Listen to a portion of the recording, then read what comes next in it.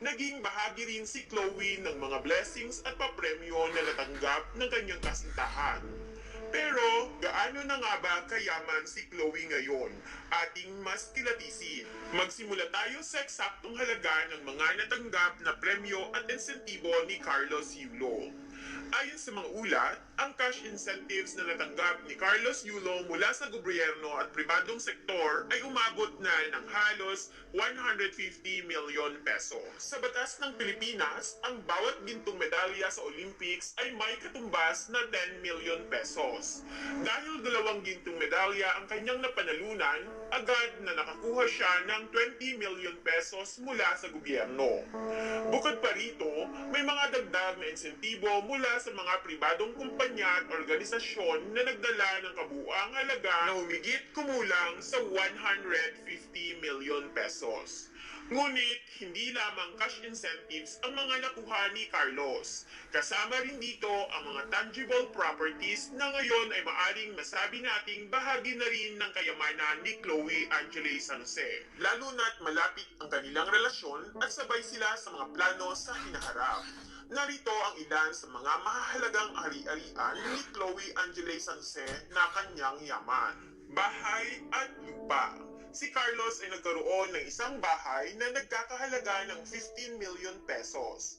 Ito ay isang mataas na klase ng tahanan na tiyak na magbibigay ng kaginhawaan kay Chloe Angele San Jose, lalo na sa kanilang plano na mag-settle down. Condominium. Bukod sa bahay, mayroon ding natanggap si Carlos Yulo na isang condominium na nagkakahalaga ng 35 million pesos. Ang kondo na ito ay isang investment property o isang lugar kung saan maaring sila manirahan habang abala si Carlos sa mga trainings at international competitions. Mga kotse. Si Carlos ay binigyan din ng isang luxury car na nagkakahalaga ng 5 million pesos mula sa Toyota at marami pang iba na mga kotse na binibigay ng iba't ibang kumpanya. Habang si Carlos ay patuloy na nakakatanggap ng mga premyo at insentibo mula sa kanyang tagumpay, hindi maiiwasang mapansin din ang pagtaas ng yaman ni Chloe. Dahil sa kanilang malapit na relasyon, hindi malayo na bahagi rin si Chloe ng mga financial decisions ni Carlos at maging co-owner ng ilan sa mga ari-arian at investments na nakuha ni Carlos. Ito ay isang natural na resulta ng kanilang pagiging malapit at magkasama sa mga plano sa kanilang buhay. Bukod pa rito, nagiging visible si Chloe sa mga social media appearances kasama si Carlos na nagdadala sa kanyang sariling fame at opportunities.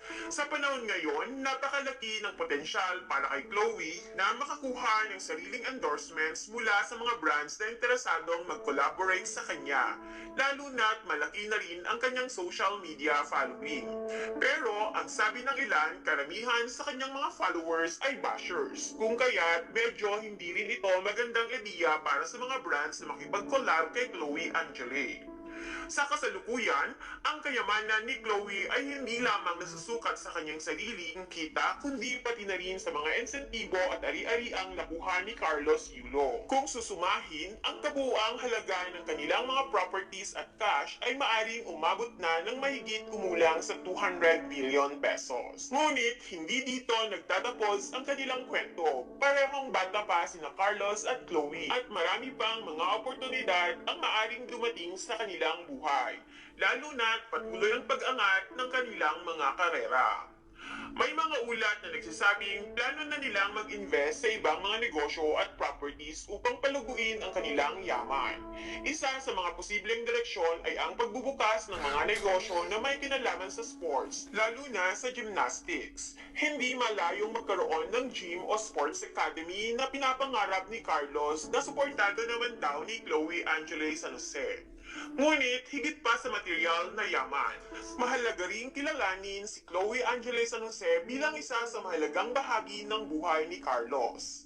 Ngunit marami rin ang nagsasabi na sana bukod kay Chloe ay dapat ding balikan at harapin ni Carlos ang kanyang mga magulang.